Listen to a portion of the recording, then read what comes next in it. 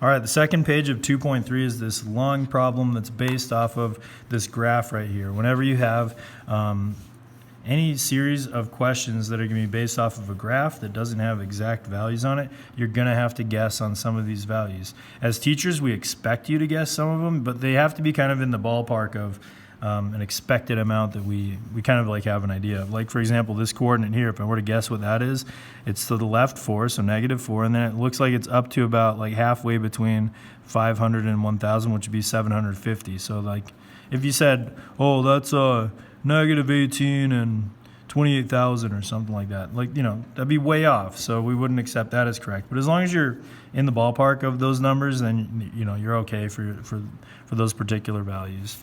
Okay, so starting with the first one, it says determine the number of turns and state the lowest degree of the polynomial. So that goes back to a function that we learned about, or an equation that we learned about back on the other page, that the number of degree, well, the degree minus 1 is equal to the number of turns. So we're going to use that same idea here. The degree minus 1 is equal to the number of turns. So we're going to first find the number of turns like it asks us to do. So turns means that like if you start over on the left-hand side of the graph and make your way to the right, like it's when you change from up to down, that's 1 turn. So, you know, we're moving upwards here, and then all of a sudden we start moving downwards. So that's 1 turn that happens right over here. And now we're moving downwards, and then all of a sudden we stop and we're moving upwards. So since we go from up to down, now, from down, going downwards to going upwards, that's another turn. And then now we're going upwards, and then all of a sudden we start going downwards. So that means that we were going to have another turn over here. So now we're going downwards, and then all of a sudden we change direction and we're going upwards. So that means at the bottom of the graph there's another turn that we have right there. So there's another turn T right there. So all said and done, we have 1, 2, 3, 4 turns. So here we go, 4 turns. And if we have 4 turns, if we use our formula, 4 is equal to the degree minus 1. So if we add 1 to both sides, that tells us that the degree is equal to 5. So that's 2 parts of that first question, and those are done. Find the x and the y-intercepts. So the x-intercepts are wherever it passes through the x-axis. So if I just go on my graph and just draw a line straight through the x-axis, all those points where it meets up with the graph, like this one, and this one, and this one, and this one, and this one, those are all x-intercepts. So I'm just going to estimate where those are. It looks like that one's located at -5, 0. So for the x-intercepts, I have one at -5, 0. And then I have another one over here, and it looks to me like that's at -2, 0. And then I have another one over here at the origin, it looks like, so 0, 0. And then another one at 3, 0. And then the last one that I have is all the way over here at 9, 0. So that's at 9, 0. All right, now for the y-intercepts. Well, the y-intercepts are wherever the graph intersects with the y-axis. So that only happens at one point, and that's the origin, 0, 0. So those are the x and the y-intercepts. Now, determine the intervals when the graph is increasing and decreasing. There's a little typo there. There's no s in increasing. So I'm just going to erase some of this stuff so I can kind of keep track of where all the increasing and decreasing intervals are and write them down as best as I can. Okay, so here we go. The graph is increasing if it's going up and to the right. It's decreasing if it's going down and to the right. So here's what you do. You start on the far left of the graph and just keep moving to the right. So as long as the graph's moving up, it's still increasing. If it's moving down ever, then that means it's decreasing. So it looks like way off the graph, it starts, by increasing. So we're going up from the very beginning. So if we're going up, we're increasing, and it looks like we stopped increasing right at that first turn that we have at about where x is equal to -4. So when that happens, now we're decreasing, so we're going downwards. And then all of a sudden it stops and it moves upwards. And it stops like maybe right around like -1. So I'm going to make a mark right there at the next turn. So then it starts moving upwards. So it's increasing now, and it looks like it'll stop again somewhere right around here, maybe at 2. So that's another interval where it's increasing, and then we're going to be decreasing, so going downwards all the way on the graph until we start moving upwards, which is going to be right around here. And I'm going to guess that that's right around about like maybe 7.5, so 7.5 is my best guess, where that last turn is, and then we're going to be increasing after that. So let's mark off where we're increasing, moving up, so we're moving up from here to here, so that's where we're increasing, moving down from here to here, so that's decreasing. and then we're moving up, so we're increasing over this little interval, and then we're moving down, so we're decreasing here, and then we're moving up one more time for the rest of the graph. All right, so let's do the ones that are kind of like in between decreasing. So we're decreasing from -4 to -1, so we can write that out a couple different ways for decreasing. Here, let's do decreasing on this side and then increasing on this side. So we're decreasing when x is -4 until it's -1.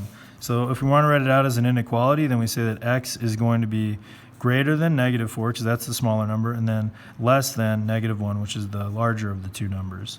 If you want to write that out in interval notation, then it just goes from -4 to -1, like that, with parentheses around it. And by the way, when you do increasing or decreasing interval notation, it always just has parentheses on it every single time. All right, another interval that we have where it's increasing now starts at -1 and it goes to 2. So similarly, we can say that x is increasing, the graph is increasing when x is greater than -1, but less than +2, because it goes from -1 all the way over to +2 for the x values that we have there. Okay, then it's decreasing again from 2, right here where x is 2, all the way down until x is about that other term, so 7.5. So it's going to be decreasing when x is between 2 and 7.5. And let me do the quick interval notations for those. So this one's going to be from -1 to 2 with parentheses, and this one's going to be from 2 to 7.5. All right, so that's those ones in the middle. Now for the ones on the end.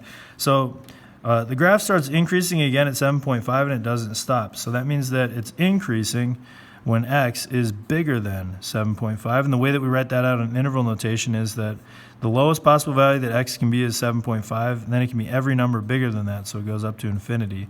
And again, just parentheses for that part of it. The last interval where it's increasing is when it goes like this, where the x values are from -4 at the biggest, and then it just keeps increasing, so from negative infinity. So it starts by increasing, so that means that we're going to say from negative infinity, so when the graph is a very, very big negative number, all the way up until x is -4, it's going to be increasing. So that's our interval for that. And the way that I write it out as an inequality is that x is going to be less than -4, so all the values less than -4 for that.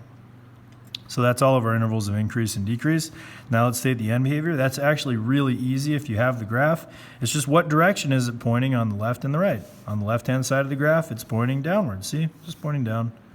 So down for the first part on the left. And then on the right-hand side, what's it pointing? It's pointing up. So your end behavior is pointing down on the left, up on the right. That's it. It's that simple, just recognizing what direction it's pointing. Next, how many times does y equals -3,000 touch the graph? So let's find 3,000, -3,000 on the y-axis, because it says y is -3,000. So there's -3,000. We draw a line through it for -3,000. And we count up how many times it intersects with the graph. So it looks like it's going to intersect right there once, and then right there, so twice, and then right there, so 3 times. So how many times does it touch the graph? 3 times.